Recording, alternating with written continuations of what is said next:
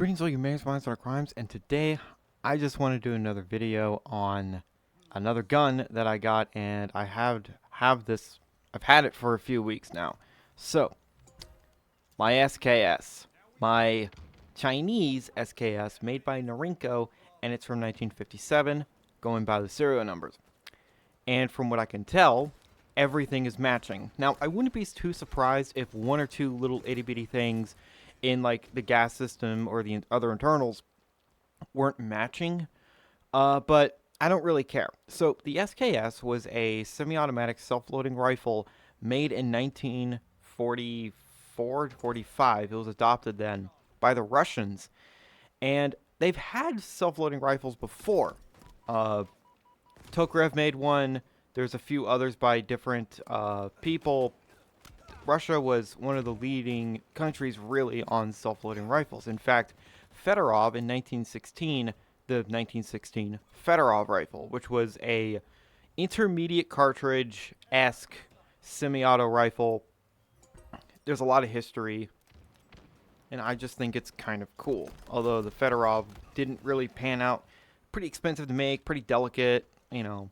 It's unfortunate. It had potential, but it didn't really work out too well. So, America was not the only country that had self-loading rifles in World War II. In fact, basically everybody had their own version of the self-loading rifle.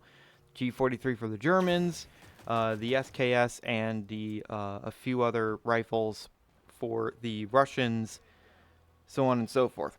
Anyway, I'm just really glad that I own an SKS because it is a beautiful rifle. Some people might say it's like an ugly older version of the AK, but it can't be further from an AK. Yes, the front does look very AK-esque, except there's a few key differences. One, the AK has detachable box magazines. The SKS feeds via stripper clips or one at a time into an internal magazine that holds 10 rounds. It is a double stack, double feed mag, and it is a fantastic magazine. The one that I have, I literally have no feeding issues at all. I've put over 100 rounds through it. Cycles very well. It's overgassed to hell, but I don't care. That just means that I'm also throwing the cartridges, the casings, at the target. And other times, it's hitting like the plastic wall next to me in my booth and sailing over me, or hitting the ceiling. It just goes everywhere. Secondly, the SKS is semi-auto only, while the AK is select fire. And fun fact, the AK was actually treated and still is treated as a submachine gun in military doctrine for the Russians. I know, very odd, right? Anyway, the SKS was made by a guy named Simonov.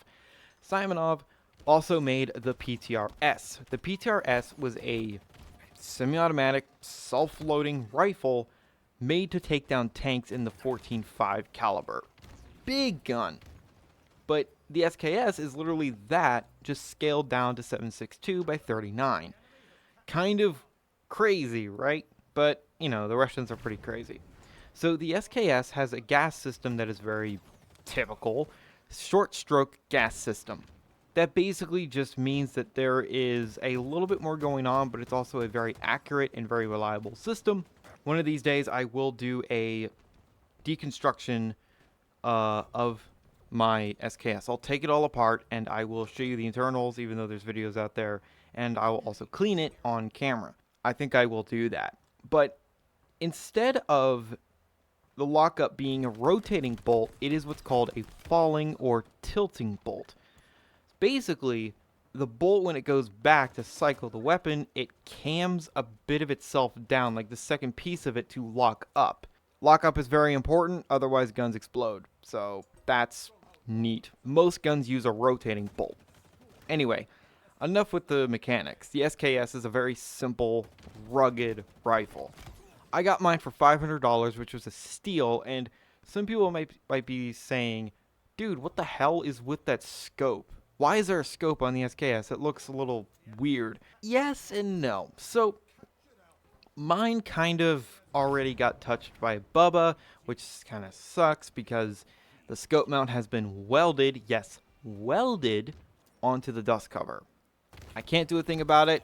I am not taking a Dremel tool to those welds. I am not doing any of that crap. I actually like the optic I have it on now. The first time shooting it, it came with a different optic, and that optic is fucking garbage. Old as hell, basically unzeroable, and just not good.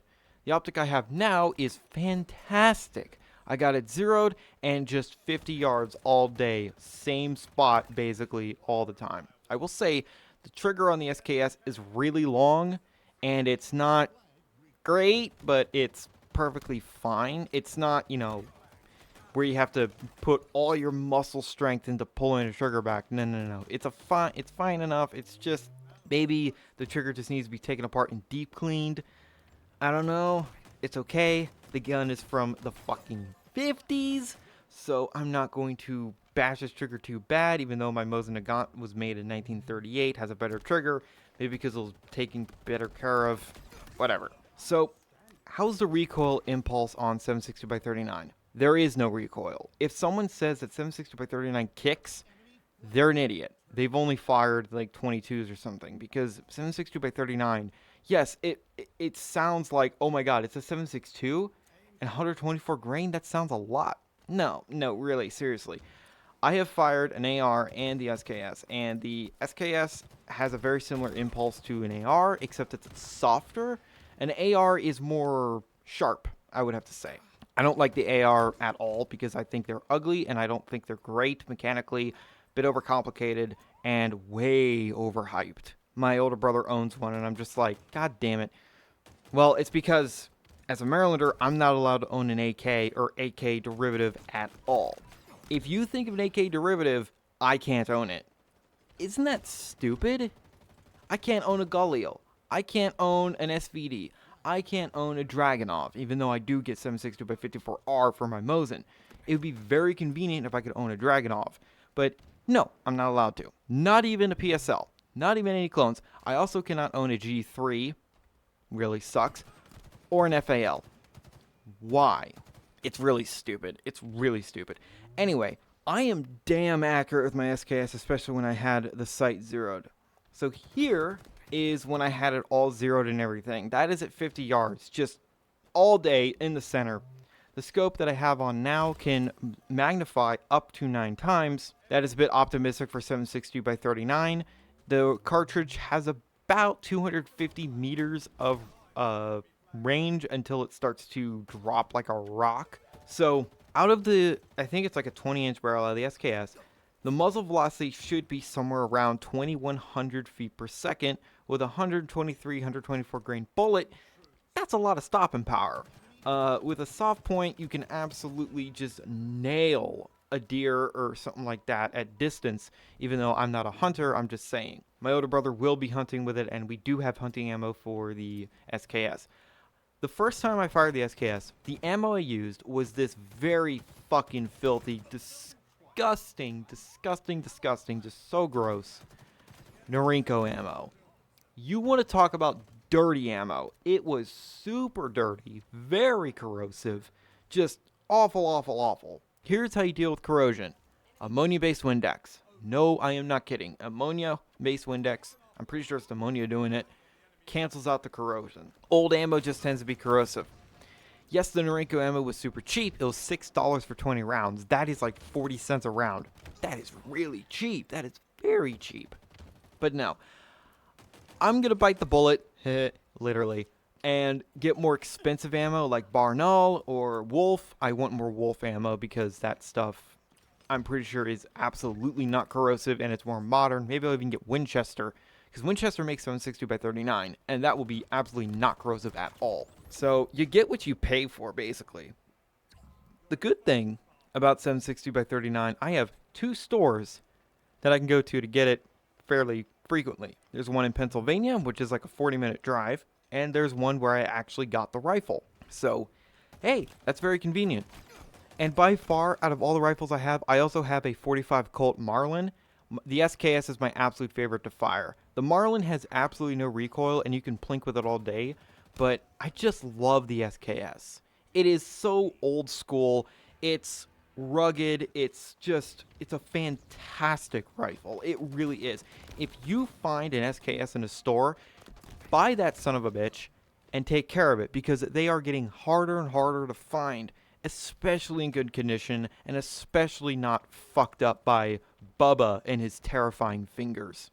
If you don't know any gun terms, Bubba just means you have fucked with this rifle. You took an SKS, destroyed the wood, chopped the stock off, or just did something cursed to it. Me putting a scope on the SKS isn't that cursed, because they put optics on the SKS. There is scopes for the SKS, old school ones, but they're probably more expensive than the rifle. So if you can find one of them, that's a unicorn. Although, fun fact, the East Germans made SKSs. They didn't make very many, so if you somehow find an East German SKS, you better buy it. Like, seriously, because you will never see it again, and that is a fucking rare gem. I do wish mine was an original Russian one, but that's not very common. The more common ones are the Chinese ones, because they made like 15 million of them. Anyway, eventually I will have a shooting video of the SKS. I'll do a shooting video for all my guns.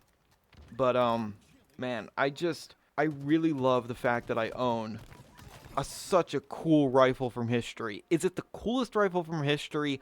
It's one of them in my opinion. It's just so freaking awesome, because it sort of is the predecessor of the AK in some ways. It sort of looks like an AK, but Kalashnikov also sort of based the AK off of the STG-44, but also the M1 Garand rifle. You know, the famous rifle, the self-loading rifle, you know, the ping gun from World War II that the Americans used. I would still like to own one. Hopefully a reproduction that's in 308, because that's a lot cheaper than getting 30-06. 30-06 can be kind of expensive. I don't know why, but it can be. Anyway, it's a fantastic rifle. Runs super smooth. It is overgassed, but the recoil impulse, not bad at all. It's extremely accurate. I'm pretty sure I could nail targets at 300 meters, no problem with it. Just because short stroke tends to be somewhat more accurate than other gas systems, especially long stroke, which is what the AK uses. Not saying that AKs are inaccurate shotguns. They absolutely are not. If you have a well designed and crafted AK, especially with a milled receiver, dude, you are going to be nailing targets. You put the sights on the target and you're going to hit it. Like, at any range up to like 300 meters, where the round 7.62 by 39 is going to drop. If it's 5.45 or 5.56, you can hit further, but at that point you might as well be shooting blanks, because 5.56 kind of just turns into a wimp after 300 meters. But that's whatever. But yeah, did I name this one? Yes, I did. Dmitri. I know it's Chinese, but it's a Russian design. I love my SKS. I really do. And if you own one, I hope you love it as much as I love mine. Because seriously, this rifle is fantastic. It is, I know it's going to sound some like redneck shit. It is one of my prized possessions. I never thought I would own one. And the funny story about this SKS, it was in that gun store for over a year, and no one bothered with it. No one grabbed it. It's almost as if it was destined for me. I don't know how no one saw it and were like, oh shit, that's a Chinese SKS. Mine. No, I said that. Because I was playing Shatterline one day and I'm like, wait a fucking minute. That gun store we go to all the time has an SKS. No, that's mine. I'm dibs. Fucking absolute dibs. That gun store also has, or might still have, I hope, M1 carbines and 30 carbine ammo. Very rare. And also Type 99 Arasakas. Very rare. I would never buy one because that ammo is super expensive. Just a lot of cool shit. Anyway, I hope you enjoyed this kind of random video of me, talking about my redneck shit and my commie arsenal. Yeah, I got bad guy guns. I really do. I really do have bad guy guns. Don't lie. The Marlin 1894 is not an innocent rifle. Mine's a modern reproduction, but it's beautiful. 45 Colt, not super expensive. It's available, and it's a soft shooting caliber. It's a good plinker. I would not take it past 100 yards because that thing literally drops like a rock, because it is a rock. 250 grain subsonic ammo. Do the math. You don't have range with that. You have stopping power, but you don't have range. Although, screw your stopping power, because Mosin Nagant 762 by 54R is the guy that, you know, she says not to worry about. Because, oh my god, that is a lot of power. It's like, it's analogous to like 308/30-06. It's in that area. Anyway, the SKS is just a beautiful rifle. I have no problems with it, other than the Norinco ammo being the filthiest fucking thing ever, and I spent nearly 3 hours cleaning the SKS after, because, oh my god. Pro tip, don't buy Norinco ammo, and if you do, be prepared to clean the fuck out of your gun, because, oh my god. And also, depending on the rifle and the magazines or whatever, it may or may not feed properly. Just saying, be careful.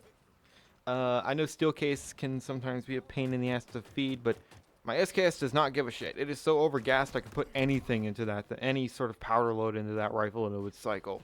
Anyway, I hope you enjoyed this ranty video, this video of me just going over my redneck, you know, tendencies. I just like guns. I like older guns too. I just like the history and the design and just... The SKS is a beautiful rifle. It's not ugly. It's beautiful in its own way. Thank you guys so much for watching. And remember, in Trilby, we trust.